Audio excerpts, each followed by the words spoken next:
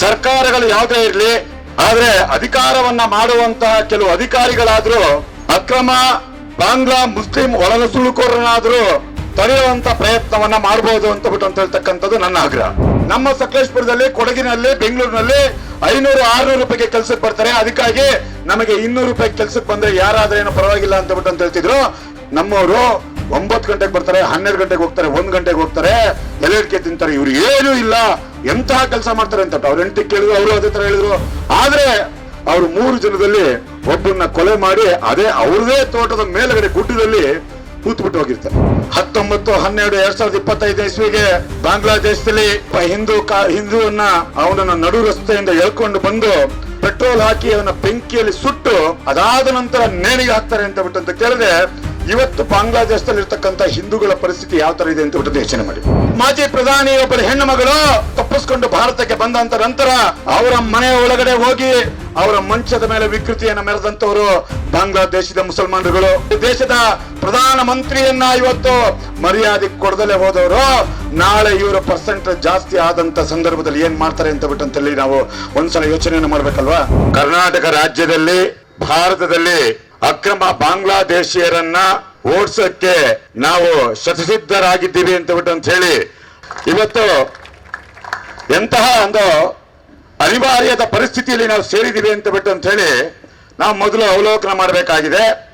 ಕಾರಣ ಏನು ಅಂತ ಹೇಳಿದ್ರೆ, ಸರ್ಕಾರಗಳು ಯಾವುದೇ ಇರಲಿ, ಆದ್ರೆ ಅಧಿಕಾರವನ್ನ ಮಾಡುವಂತಹ ಕೆಲವು ಅಧಿಕಾರಿಗಳಾದ್ರೂ ಈ ರೀತಿಯಾದಂತಹ ದೇಶಕ್ಕೆ ಅಭದ್ರತೆಯನ್ನು ಕಾಡುವಂತಹ ಇಂತಹ ಅಕ್ರಮ ಬಾಂಗ್ಲಾ ಮುಸ್ಲಿಂ ಒಳನುಸುಳುಕೋರನಾದ್ರೂ ತಡೆಯುವಂತ ಪ್ರಯತ್ನವನ್ನ ಮಾಡಬಹುದು ಅಂತ ಹೇಳ್ತಕ್ಕಂಥದ್ದು ನನ್ನ ಆಗ್ರಹ. ಕಾರಣ ಏನು ಅಂತ ಹೇಳಿದ್ರೆ, ಕಳೆದ ಒಂದು 20 ವರ್ಷಗಳಿಂದ ನಾವು ಸಂಘಟನೆ ಕೆಲಸ ಮಾಡುವಂತ ಸಂದರ್ಭದಲ್ಲಿ ಅಕ್ರಮವಾಗಿ ಬಾಂಗ್ಲಾದೇಶಿಯರಿದ್ದಾರೆ ಅಂತ ಹೇಳಿದಾಗ ನಮಗೆ ಮನವಿಯನ್ನ ಕೊಡಿ, ಈ ರೀತಿಯಾದಂತಹ ಹೋರಾಟವನ್ನ ಮಾಡಿ ಅಂತ ಹೇಳಿದಾಗ ಜನಗಳಿಗೇನು ಅರ್ಥ ಆಗ್ತಿದ್ದಿಲ್ಲ. ಯಾಕೆ ಅಂತ ಕೇಳಿದ್ರೆ, ಬೆಂಗಳೂರಿನಲ್ಲಿ ದೊಡ್ಡ ದೊಡ್ಡ ಬಿಲ್ಡಿಂಗ್ ಗಳಿದೆ. ನಾನು ಇವತ್ತು ಏನು ಈ ಸಮಸ್ಯೆ ಬಾಂಗ್ಲಾದೇಶಿಯರ ಈ ಅಕ್ರಮ ಮುಸ್ಲಿಂ ವಲಸಿಗಾರರ ಸಮಸ್ಯೆ ಏನಿದೆ ಅಂತ ಕೇಳಿದ್ರೆ, ಅದು ಎಲ್ಲಿ ಅಂತ ಕೇಳಿದ್ರೆ, ಅದು ನಮ್ಮ ಮಲೆನಾಡಿನ ಸಕಲೇಶಪುರ, ಚಿಕ್ಕಮಂಗ್ಳೂರು, ಕೊಡಗು ಅಂತ ಹೇಳ್ತಕ್ಕಂಥ ಜಾಸ್ತಿ ಆ ಭಾಗದಲ್ಲಿ ಇರೋದ್ರಿಂದ ನಾವು ಈ ಪರಿಸ್ಥಿತಿ ಏನು ಅಂತ ದಿನನಿತ್ಯ ನೋಡ್ತಾ ಇದೀವಿ. ಇವತ್ತು ನಮ್ಮ ಸಕಲೇಶಪುರದಲ್ಲಿ, ಕೊಡಗಿನಲ್ಲಿ, ಬೆಂಗಳೂರಿನಲ್ಲಿ 500-600 ರೂಪಾಯಿಗೆ ಕೆಲ್ಸಕ್ಕೆ ಬರ್ತಾರೆ. ಅದಕ್ಕಾಗಿ ನಮಗೆ 200 ರೂಪಾಯಿ ಕೆಲ್ಸಕ್ಕೆ ಬಂದ್ರೆ ಯಾರಾದ್ರೇನು ಪರವಾಗಿಲ್ಲ ಅಂತ ಹೇಳ್ತಿದ್ರು. ಯಾರು ಈ ಬಗ್ಗೆ ತಲೆ ಕೆಡಿಸ್ಕೊಳ್ತಿದ್ದಿಲ್ಲ. 19/12/2025 ಇಸ್ವಿಗೆ ಬಾಂಗ್ಲಾದೇಶದಲ್ಲಿ ಹಿಂದೂವನ್ನ ಅವನನ್ನ ನಡು ರಸ್ತೆಯಿಂದ ಎಳ್ಕೊಂಡು ಬಂದು ಪೆಟ್ರೋಲ್ ಹಾಕಿ ಅವನ ಬೆಂಕಿಯಲ್ಲಿ ಸುಟ್ಟು ಅದಾದ ನಂತರ ನೇಣಿಗೆ ಹಾಕ್ತಾರೆ ಅಂತ ಕೇಳಿದ್ರೆ, ಇವತ್ತು ಬಾಂಗ್ಲಾದೇಶದಲ್ಲಿ ಇರ್ತಕ್ಕಂಥ ಹಿಂದೂಗಳ ಪರಿಸ್ಥಿತಿ ಯಾವ ತರ ಇದೆ ಅಂತ ಯೋಚನೆ ಮಾಡಿ. ಸರ್ಕಾರಗಳು ಎಚ್ಚೆತ್ಕೊಳ್ಬೇಕಾಗಿದೆ. ಯಾಕೆ ಅಂತ ಕೇಳಿದ್ರೆ, ಶೇಖ್ ಹಸೀನಾ ಅಂತ ಹೇಳ್ತಕ್ಕಂಥ ಬಾಂಗ್ಲಾದೇಶದ ಆ ಮಾಜಿ ಪ್ರಧಾನಿ ಒಬ್ಬರ ಹೆಣ್ಣು ಮಗಳು ತಪ್ಪಿಸ್ಕೊಂಡು ಭಾರತಕ್ಕೆ ಬಂದಂತ ನಂತರ ಅವರ ಮನೆಯ ಒಳಗಡೆ ಹೋಗಿ ಅವರ ಮಂಚದ ಮೇಲೆ ವಿಕೃತಿಯನ್ನ ಮೆರೆದಂತವರು ಬಾಂಗ್ಲಾದೇಶದ ಮುಸಲ್ಮಾನರುಗಳು. ದೇಶದ ಪ್ರಧಾನ ಮಂತ್ರಿಯನ್ನ ಇವತ್ತು ಮರ್ಯಾದೆ ಕೊಡದಲ್ಲೇ ಹೋದವರು ನಾಳೆ ಇವರ ಪರ್ಸೆಂಟ್ ಜಾಸ್ತಿ ಆದಂತ ಸಂದರ್ಭದಲ್ಲಿ ಏನ್ ಮಾಡ್ತಾರೆ ಅಂತ ಹೇಳಿ ನಾವು ಒಂದ್ಸಲ ಯೋಚನೆಯನ್ನು ಮಾಡ್ಬೇಕಲ್ವಾ. ಆ ಯೋಚನೆಯನ್ನು ಮಾಡಿದಾಗ ಮಾತ್ರ ಈ ಸಮಾಜ ಉಳಿಯೋದಕ್ಕೆ ಸಾಧ್ಯ. ನನ್ನ ಪ್ರಕಾರ ಈ ರೀತಿಯಾದಂತ ಹೋರಾಟಕ್ಕೆ ಸ್ವಯಂ ಬೆಂಬಲಿತವಾಗಿ ಇಷ್ಟೊಂದು ಜನ ಬಂದಿದ್ದಾರೆ ಅಂತ ಕೇಳಿದ್ರೆ ಇದು ಪ್ರಪ್ರಥಮ ಬಾರಿಗೆ. ಹಾಗಾಗಿ ಮತ್ತೆ ನಾನು ನಿಮ್ಮೆಲ್ಲರಿಗೂ ಅಭಿನಂದನೆಯನ್ನು ಸಲ್ಲಿಸ್ತೀನಿ. ಈ ರೀತಿಯಾದಂತ ಹೋರಾಟಗಳಿಗೆ ನಾವು ಯಾವುದೇ ಸಮಯ ಅನ್ನದ ರೀತಿಯಲ್ಲಿ ಬರಬೇಕೋ ಆಗ ಮಾತ್ರ ಈ ಸಮಾಜ ಜಾಗೃತಿ ಆಗುತ್ತೆ. ಈ ಸಮಾಜವನ್ನ ಜಾಗೃತಿ ಮಾಡುವಂಥದ್ದು ನಮ್ಮ ಕರ್ತವ್ಯ. ಅಕಸ್ಮಾತ್ ಆಗಿ ಯಾವುದೇ ಸಿಲಿಂಡರ್ ಇರ್ಬೋದು, ಗುಜರಿ ವ್ಯಾಪಾರ ಇರ್ಬೋದು, ಬಿಲ್ಡಿಂಗ್ ಕನ್ಸ್ಟ್ರಕ್ಷನ್ ಇರ್ಬೋದು, ಯಾವುದೇ ಕಾಫಿ ತೋಟದಲ್ಲಿ ಕೆಲಸ ಮಾಡ್ತಿರೋ ಪರವಾಗಿಲ್ಲ, ನಾವು ಅಕಸ್ಮಾತ್ ಆಗಿ ಇಷ್ಟು ದಿನ ಗಡುವು ಕೊಟ್ಟಾಗ ವಾಪಸ್ ಕರ್ಕೊಂಡೋಗಿ ಬಿಡಕ್ ಆಗ್ಲಿಲ್ಲ ಅಂತ ಕೇಳಿದ್ರೆ, ರಾಷ್ಟ್ರ ರಕ್ಷಣಾ ಪಡೆ ಜೊತೆಗೆ ಇಡೀ ಕರ್ನಾಟಕ ರಾಜ್ಯದ ಹಿಂದೂ ಸಮಾಜ ಎಚ್ಚೆತ್ತುಕೊಳ್ಳುತ್ತೆ. ಕ್ಯಾಬಿನೆಟ್ ನಲ್ಲಿ ತಕ್ಷಣಕ್ಕೆ ಒಂದು ಆರ್ಡರ್ ಮಾಡಬೇಕಾಗಿದೆ. ಒಬ್ಬನೇ ಒಬ್ಬ ಬಾಂಗ್ಲಾದೇಶಿ ಅಕ್ರಮ ಮುಸಲ್ಮಾನರುಗಳು ಕರ್ನಾಟಕದಲ್ಲಿ ಇರಬಾರ್ದು ಅಂತ ಹೇಳಿ ನೀವು ಘೋಷಣೆಯನ್ನ ಮಾಡಬೇಕು ಅಂತ ಹೇಳಿ ನಾವು ಇವತ್ತು ಈ ವೇದಿಕೆಯಿಂದ ಕೇಳಕ್ಕೆ ಇವತ್ತು ನಿಮ್ಗೆ ಆಗ್ರಹವನ್ನು ಮಾಡ್ತಾ ಇರೋಂಥದ್ದು.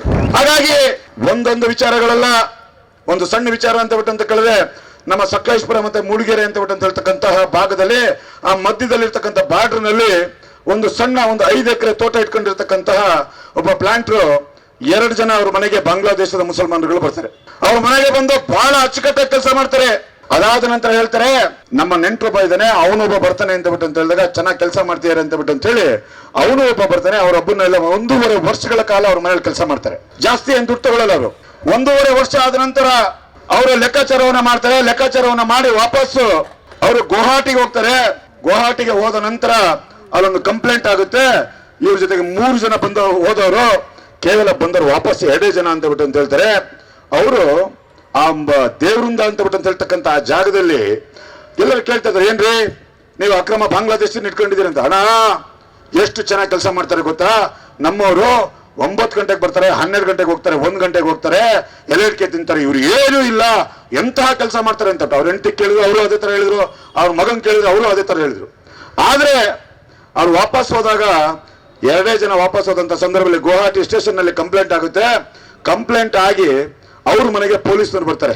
ಪೊಲೀಸ್ನವರು ಬಂದಂತ ಸಂದರ್ಭದಲ್ಲಿ ಏನಾಗಿದೆ ಅಂತ ಬಿಟ್ಟು ಅಂತ ಕೇಳಿದ್ರೆ, ಅವರು 3 ಜನದಲ್ಲಿ ಒಬ್ಬರನ್ನ ಕೊಲೆ ಮಾಡಿ ಅದೇ ಅವ್ರದೇ ತೋಟದ ಮೇಲ್ಗಡೆ ಗುಡ್ಡದಲ್ಲಿ ಹೂತ್ಬಿಟ್ಟು ಹೋಗಿರ್ತಾರೆ. ಇವತ್ತು ಅಕಸ್ಮಾತ್ ಆಗಿ ಏನಾದ್ರು ಆ ತೋಟದ ಮಾಲೀಕ ಏನಿದ್ದಾರೆ, ಅವರ ಕನಸಿನಲ್ಲಿ ಏನಾದ್ರು ಬಾಂಗ್ಲಾ ಅಂತ ಬಿಟ್ಟು ಅಂತೇಳಿ ಬಂದ್ರೆ ಬೆಚ್ಚಿ ಬೀಳ್ತಾರೆ. ಈ ರೀತಿಯಾದಂತಹ ಸಾವಿರಾರು ಘಟನೆಗಳಿದೆ. ಆ ಸಾವಿರಾರು ಘಟನೆಗಳು ಇವತ್ತು ನಮ್ಮನ್ನ ಎಚ್ಚೆತ್ತಬೇಕು ಆ ರೀತಿ ಮಾಡ್ತಾ ಇದೆ.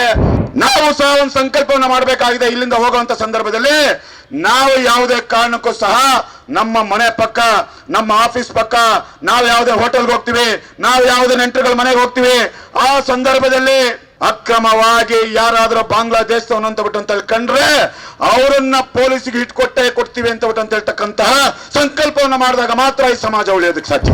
ಇನ್ಮೇಲೆ ಕಾಂಪ್ರಮೈಸ್ ಇಲ್ಲ, ಏನಿದ್ರು ಡೈರೆಕ್ಟ್ ಆಕ್ಷನ್ ಮಾಡುವಂತಹ ಪರಿಸ್ಥಿತಿ ಇವತ್ತು ಬಂದಾಗಿದೆ. ಹಾಗಾಗಿ ಇಡೀ ಸಮಾಜವನ್ನ ಜಾಗೃತಿ ಮಾಡುವಂತಹ ಕೆಲಸದಲ್ಲಿ ನಾವೆಲ್ಲರೂ ತೊಡ್ಕೊಂಡಿದೀವಿ. ಭಯ ಬೇಡ. ನಾವು ಅಕಸ್ಮಾತ್ ನಾವಿವತ್ತು ನಿಶ್ಚಯ ಮಾಡಿದೀವಿ, ಸಕಲೇಶ್ವರದಲ್ಲಿರ್ತಕ್ಕಂಥ ಪ್ರತಿ ಪೊಲೀಸ್ ಸ್ಟೇಷನ್ಗೆ ಹೇಳಿದೀವಿ, ಇನ್ನು ಮೇಲೆ ನಾವು ತಡ್ಕೊಳ್ಳುವಂತ ಪ್ರಯತ್ನ ಮಾಡೋದಿಲ್ಲ. ಯಾವ ಹೇಮಾವತಿ ನದಿಯಲ್ಲಿ ಮೀನು ಹಿಡಿತಿರ್ತಾರೆ ಅಲ್ಲಿಂದನೇ ಹೇಳ್ಕೊಂಡು ಬರ್ತೀವಿ ಅಂತ ಬಿಟ್ಟು ಹೇಳಿದೀವಿ. ಹಾಗಾಗಿ ಆ ರೀತಿಯಾದಂತಹ ಸಂಕಲ್ಪನ ಮಾಡೋಣ ಅಂತ ಬಿಟ್ಟು ಅಂತ ಹೇಳ್ತಾ ನನ್ನ ಮಾತು ವಿರಾಮ ಕೊಡ್ತೇನೆ. ಜೈ ಶ್ರೀರಾಮ್.